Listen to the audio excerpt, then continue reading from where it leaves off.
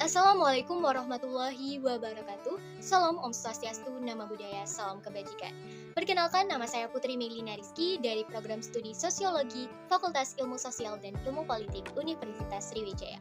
Di sini saya akan memaparkan materi yang berjudul Identitas Nasional, Esensi dan Urgensi dalam Pembangunan Bangsa dan Karakter, yang gunanya untuk memenuhi ujian akhir semester dari dosen pengampu saya, yaitu Bapak Alif Dian Pratama, SHMH. Materi pertama ialah konsep dan urgensi identitas nasional.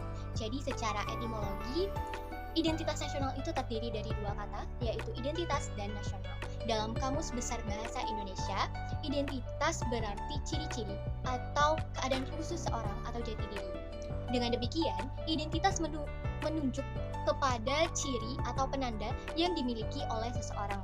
Kemudian, dalam Kamus Besar Bahasa Indonesia, nasional itu berarti bersifat kebangsaan, berkenaan, atau berasal dari bangsa sendiri, meliputi suatu bangsa. Dalam konteks pendidikan kewarganegaraan, identitas nasional lebih dekat dengan arti jati diri, yakni ciri-ciri atau karakteristik perasaan atau keyakinan tentang kebangsaan yang membedakan bangsa Indonesia dengan bangsa lainnya. Jadi apabila bangsa Indonesia memiliki identitas nasional, maka bangsa lain akan lebih mudah mengenali bangsa Indonesia dan mampu membedakan yang mana bangsa Indonesia dengan bangsa lainnya. Identitas nasional itu bagi bangsa Indonesia dapat tersimpulkan dalam ideologi dan konstitusi, yaitu Pancasila dan Undang-Undang Dasar 45.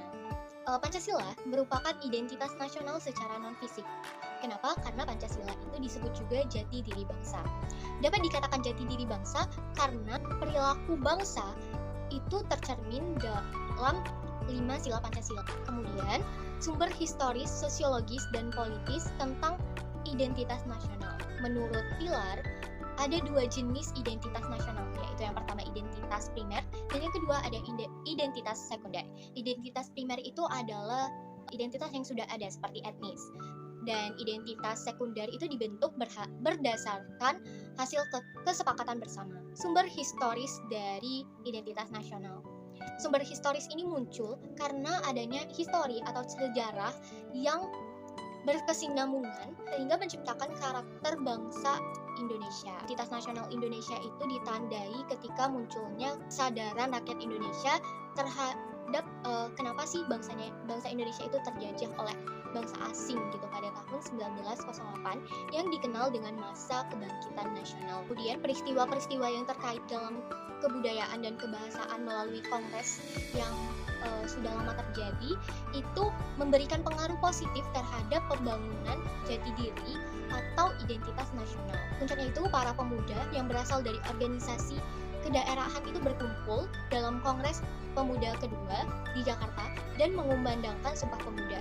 Pada saat itulah dinyatakan identitas nasional yang lebih ditegaskan bahwa Indonesia mengaku bertanah air yang satu, tanah air Indonesia, berbangsa yang satu, bangsa Indonesia, dan menjunjung bahasa persatuan yaitu bahasa Indonesia. Yang kedua itu adalah sumber sosiologis. Jadi sumber sosiologis ini identitas nasional itu telah terbentuk dalam proses interaksi, komunikasi, dan persinggungan antara budaya secara alamiah, baik melalui perjalanan panjang menuju Indonesia merdeka maupun sebelum merdeka dan pasca merdeka. Selanjutnya yaitu sumber politis.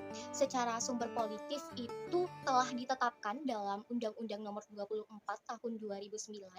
Jadi berikut adalah bentuk-bentuk identitas nasional Indonesia yang dapat menjadi penciri atau pembangunan jati diri bangsa Indonesia. Yang pertama itu adalah bendera negara, yaitu sang merah putih. Bendera warna merah putih ini dikibarkan pertama kali pada tanggal 17 Agustus 1945.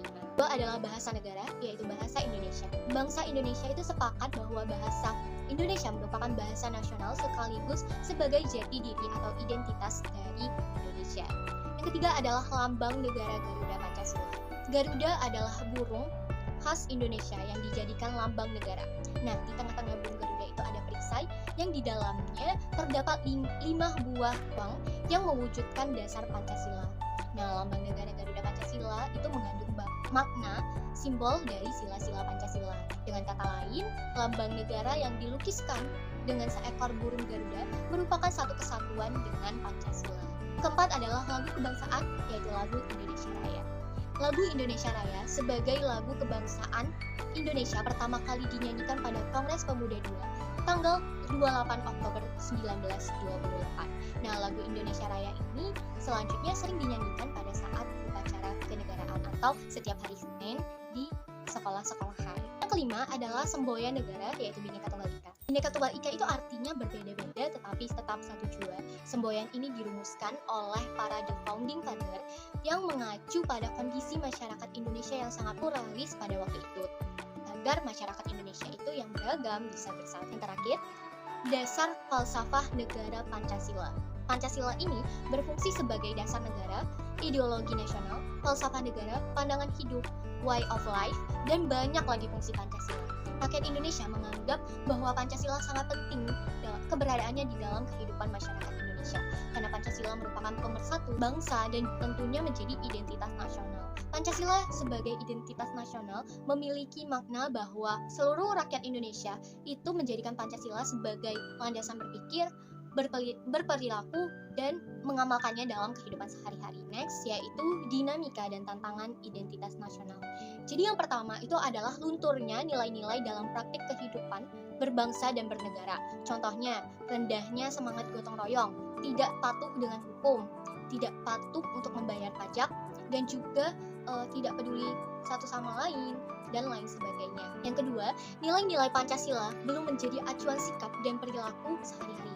Contohnya, perilaku mencontek, perilaku tidak disiplin, menginginkan jalan yang selalu instan, tidak mau berproses, dan lain sebagainya. Ketiga, ada rasa nasionalisme dan patriotisme yang luntur dan memudar. Jadi, banyak orang di zaman sekarang itu lebih menghargai dan mencintai lagu-lagu asing dan lagu kebangsaan sendiri. Kemudian juga lebih mengagung-agungkan prestasi dari orang luar negeri daripada prestasi anak bangsa. Yang keempat, lebih bangga menggunakan bendera asing daripada bendera merah putih. Yang kelima, menyukai simbol-simbol asing daripada simbol-simbol bangsa sendiri. Selanjutnya ada esensi dan urgensi identitas nasional Indonesia. Nah, esensi identitas nasional Indonesia terdiri dari keberagaman etnis, bahasa, agama, budaya yang disatukan oleh semangat gotong royong dan persatuan.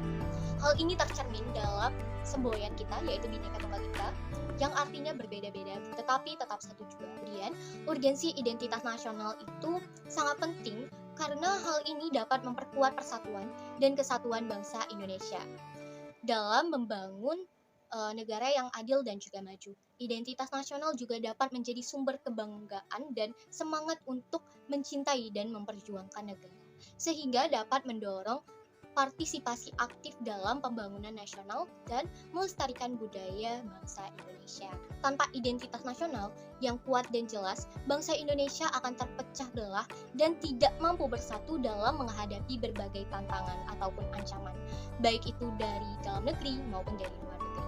Oleh karena itu, penting bagi kita, bagi seluruh warga Indonesia, untuk memahami, menghargai, memperkuat, dan juga mengimplementasikan identitas nasional Indonesia demi kepentingan bersama dan demi masa depan Indonesia, masa depan bangsa yang lebih baik. Contoh kasus identitas nasional yaitu konflik antar suku yang terjadi di Papua. Nah, konflik antar suku ini biasanya terjadi karena pertentangan antar suku yang satu dengan suku yang lainnya. Perbedaan suku seringkali menyebabkan perbedaan adat istiadat, budaya, sistem keakraban, dan nilai norma dalam masyarakat. Solusi dari konflik antar suku dan etnis ini ialah yang pertama, memperkuat dialog antar kelompok. Ini juga menjadi salah satu peran penting dari pemerintah, di mana pemerintah harus memfasilitasi pertemuan antara kelompok untuk membahas permasalahan yang ada dan mencari solusi bersama. Dengan adanya dialog antar kelompok ini menjadi salah satu cara untuk memperkuat hubungan antara suku dan etnis yang ada di Papua. Nah, yang kedua ialah meningkatkan kualitas pendidikan.